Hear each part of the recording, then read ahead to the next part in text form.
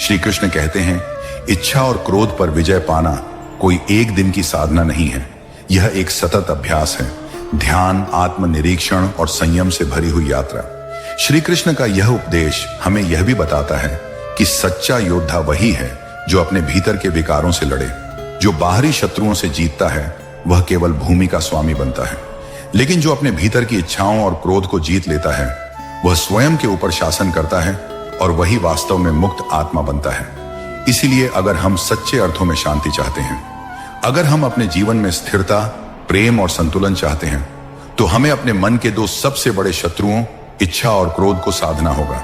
और जब हम इन्हें साध लेते हैं तो संसार हमें बाधा नहीं देता बल्कि सहायक बन जाता है। जीवन एक युद्ध नहीं बल्कि एक सुंदर यात्रा बन जाता है और हम भीतर से वही अनुभव करते हैं जो एक सच्चा योगी करता है, शांति, स्वतंत्रता और प्रेम।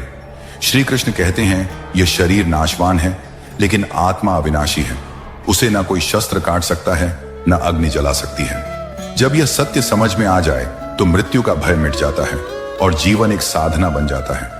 यह उपदेश गीता के 2वें अध्याय का मूल स्तंभ है, जहां श्री कृष्ण ने युद्ध भूमि में खड़े अर्जुन को जीवन और मृत्यु के रहस्य को सरलता से समझाया। अर्जुन को अपने सगे संबंधियों को देखकर मोह और दुख हो रहा था।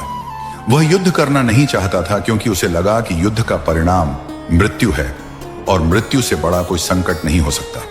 लेकिन श्री कृष्ण ने जो कहा वह केवल अर्जुन के लिए नहीं, हमारे लिए भी उतना ही आवश्यक और गहन सत्य है।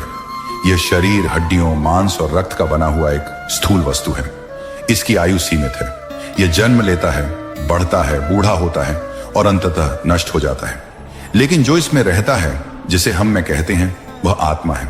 और श्री कृष्ण के अनुसार आत्मा ना तो जन्म लेती है ना ही मरती है। आत्मा को कोई हथियार छू नहीं सकता, कोई अग्नि उसे जला नहीं सकती, कोई जल उसे भिगो नहीं सकता, कोई वायु उसे सुखा नहीं सकती। आत्मा है शुद्ध, नित्य, अविनाशी। अब यह समझना क्यों जरूरी है? क्योंकि हम में से अधिकांश लोग मृत्यु के भय में जीते हैं। यह भय ही हमारे फैसलों पर असर डालता है। हम किसी कार्य को नहीं करते क्योंकि हमें लगता है अगर मैं असफल हुआ तो क्या होगा। हम अपने प्रियजनों को खोने के डर में इतने उलझ जाते हैं कि उनके साथ बिताया वर्तमान भी खो बैठते हैं। हम शरीर के रोग, मृत्यु और उम्र से इतने भयभीत रहते हैं कि जीवन की गहराई को ही नहीं समझ पाते। लेकिन जब यह उपदेश आत्मसात हो जाए कि शरीर क्षणिक है लेकिन आत्मा अनंत है, तब जीवन की दिशा ही बदल जाती है। सोचिए, अगर आपको यह निश्चित रूप से पता हो कि आप शरीर नहीं हैं बल्कि आत्मा है जो ना कभी मरती है, तो फिर मृत्यु का भय कैसा?